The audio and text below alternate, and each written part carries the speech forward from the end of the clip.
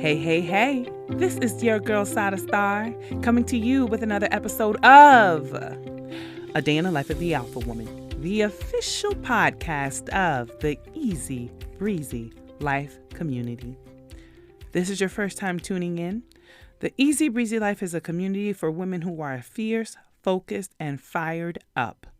We are urban professionals who do it all. We're mothers, we're spouses, we're partners. We are living, loving, and trying to walk our faith walk out in this cold, cold world. But most importantly, we're doing it together.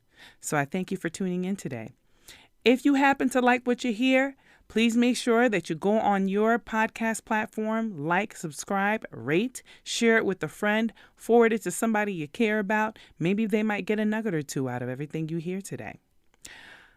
So we're going to take a break, and I'll be back after I tell you ways that I keep my life simple so that I can level up in the easy, breezy life.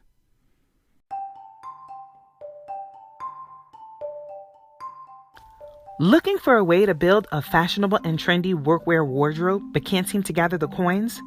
Then check out New York & Company's amazing subscription service, New York & Company Closet. Get access to hundreds of outfits that you can rotate on a monthly basis for an affordable monthly fee. Check out the link today in our episode notes to get access to your next fashionable wardrobe.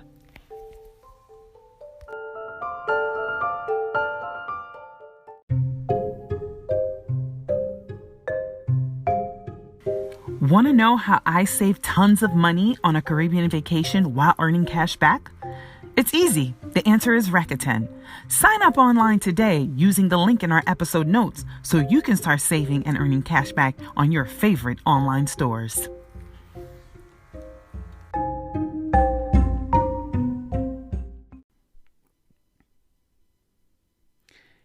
And we're back.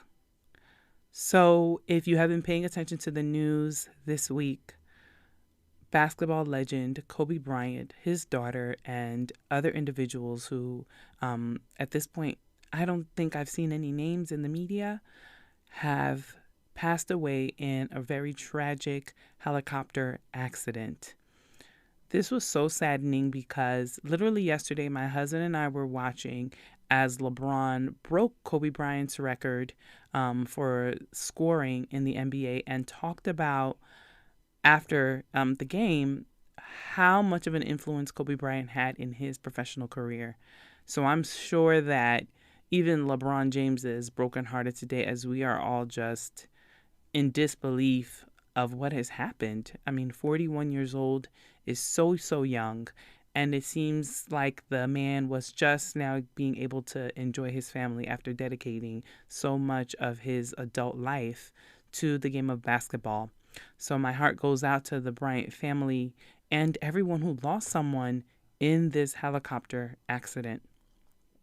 This also makes me think about something that happened to me and my husband this past weekend when we were on our way home, and that I just spent this entire week processing but didn't really share in last week's episode. So my husband and I live in Jersey, and we were traveling northbound on last Sunday evening, and I'm half asleep because it's after 9:30, and after 9:30, I basically turn into a pumpkin. But we were in the vehicle with my husband and a close friend, and when I wake up, it's to the voice of my friend saying like, "Oh my gosh, is that a person?" Well, it turned out that there was a woman who was crossing the Garden State Parkway near the Union exit, and she was struck and killed right in front of us. And I lie to you not, we were seconds away from hitting that woman. I know it had to be God and some sort of angelic intervention that prevented us from hitting her. And it was just really hard to process this past week because I wondered if we should be grateful that we didn't hit her, but then understanding that someone lost a sister, a mother, possibly a wife. I don't know who this woman was. And my heart just goes out to her family because all I kept thinking this week was her loss was so tragic and sudden, and people we'll never fully know the details surrounding how she ended up on the highway and why she was walking across the Garden State Parkway that night. And it was traumatizing for us to watch. But what I just keep thinking is that someone actually lost their life. And my heart also goes out to the young man who hit her, because I'm sure on his journey up, you never expect to see an individual crossing the highway. And so if you're going, whatever that speed limit is, it's almost impossible to stop if you notice it dead in the middle of the night. So I just feel like nobody wins in these situations. It doesn't matter if you're a superstar or not. Human life is human life. And it just makes me really sad sometimes, even as a believer, to see that we don't get to control how people go, when they go, and the circumstances surrounding those situations.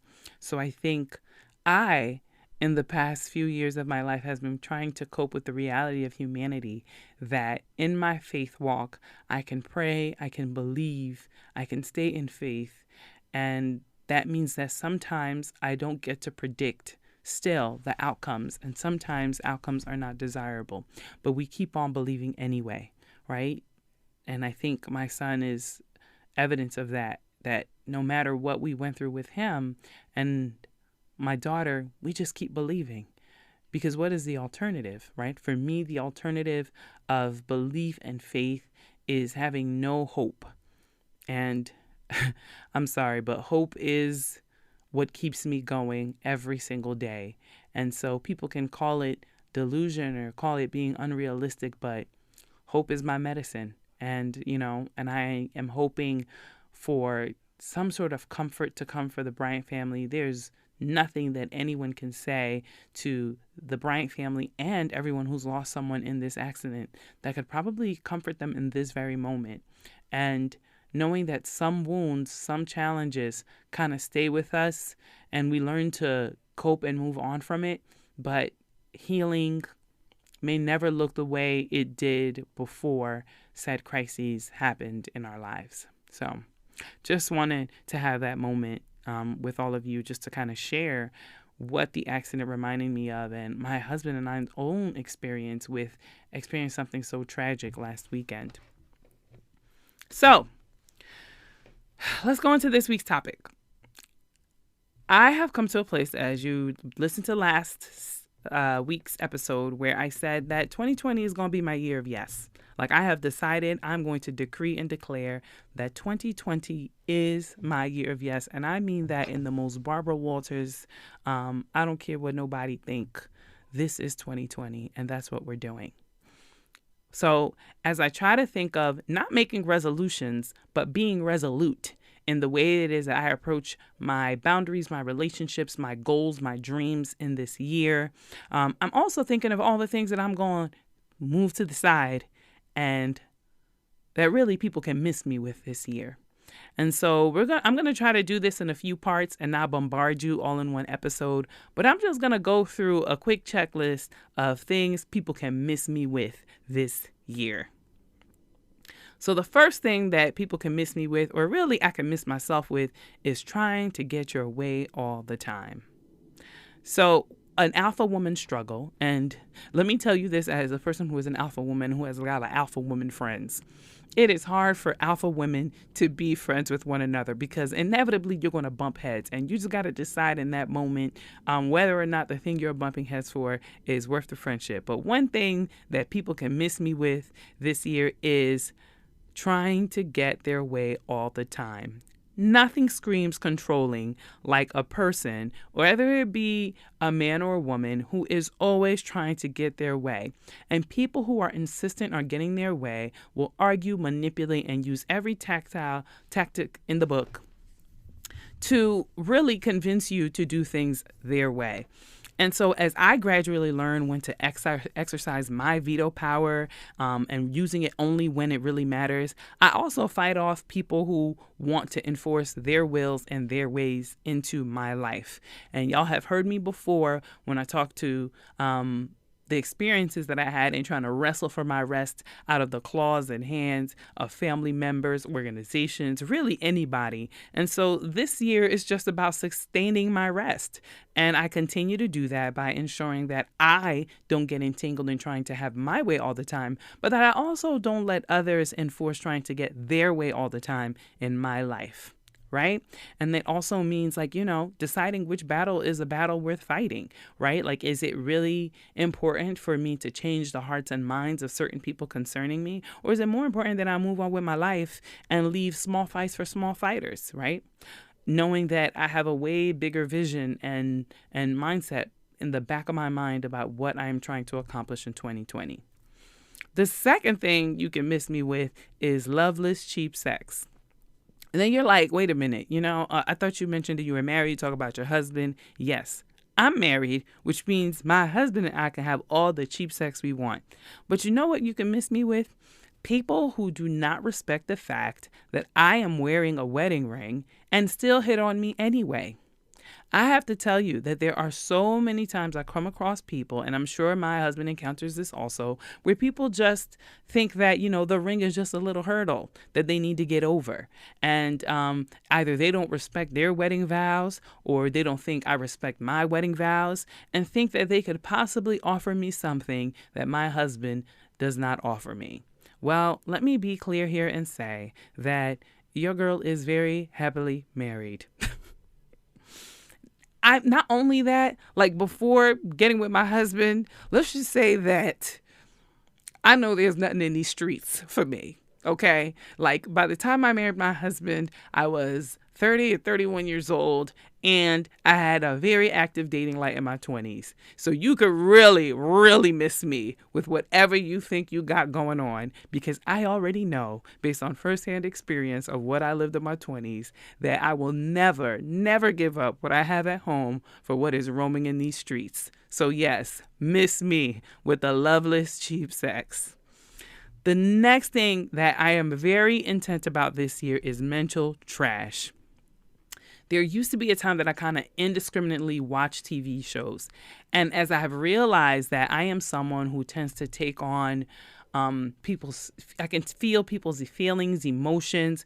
I'm very careful about what I feed myself, because I realize that I absorb my environment in ways that most people do not, right? And so I can meet a person and just by sensing them, get a feel of what they're going through or what they're feeling. And as such, that means I also have to really safeguard myself against mental trash. So the last reality TV show that I really know, and the last star that I really got to know, was Cardi B.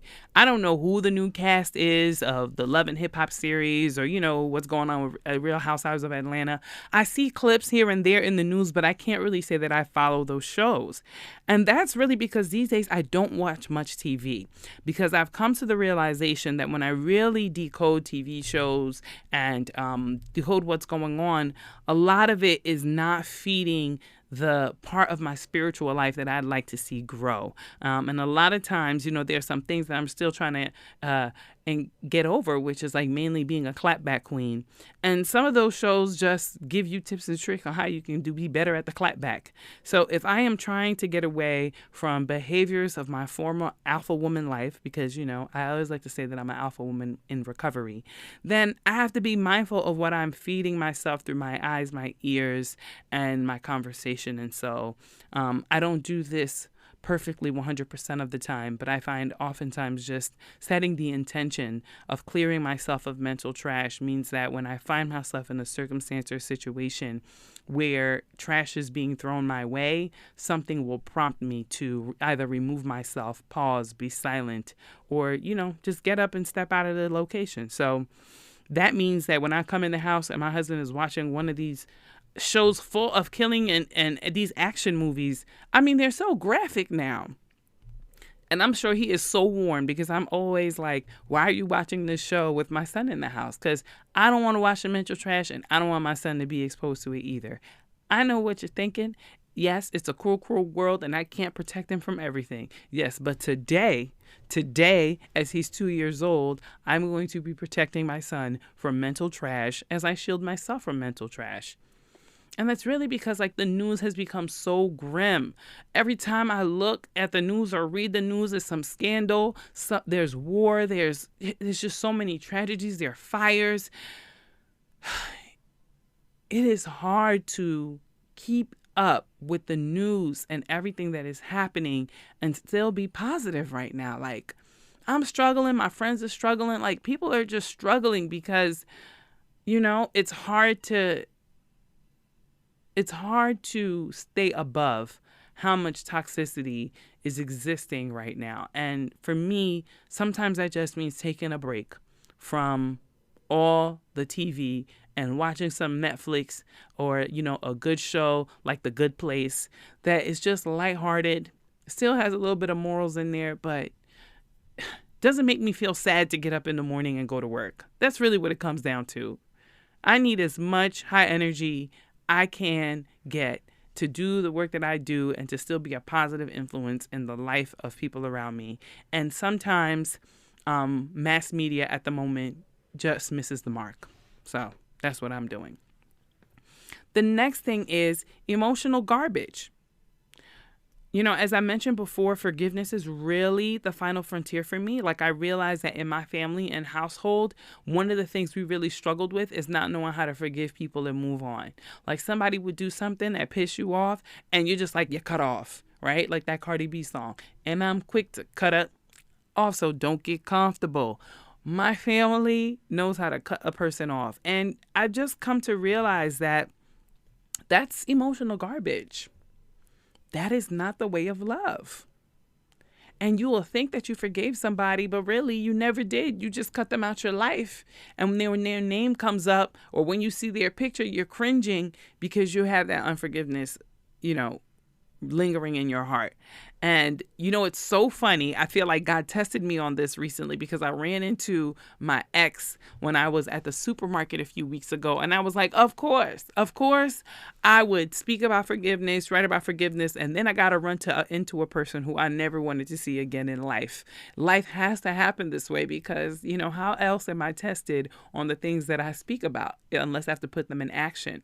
So I run into my ex and being the creeper that he is, starts to ask me about whether or not we can meet up or if he can have my phone number. People are wilding. Mind you, I got on a ring, he got on a ring, and the man even has on a band that tells me that somebody just gave birth.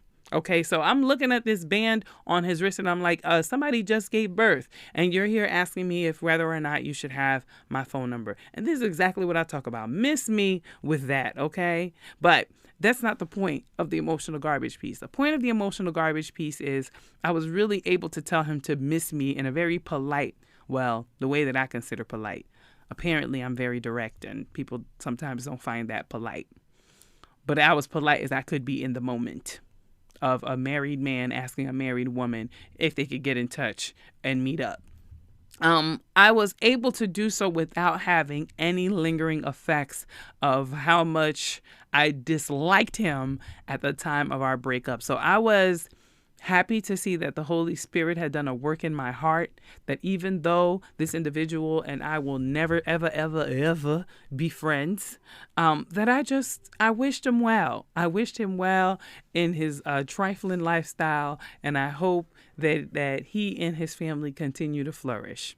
But yes, the emotional garbage that I'm trying to get rid of this year is holding grudges and understanding that a lot of times when people do things to me, it really doesn't have anything to do with me and more to do with who they are as people, right? And just what they might be going through at the time, and to take things less personal. The next thing that you can miss me with, and we're going to stop here for this week, is frenzied and joyless grabs for happiness.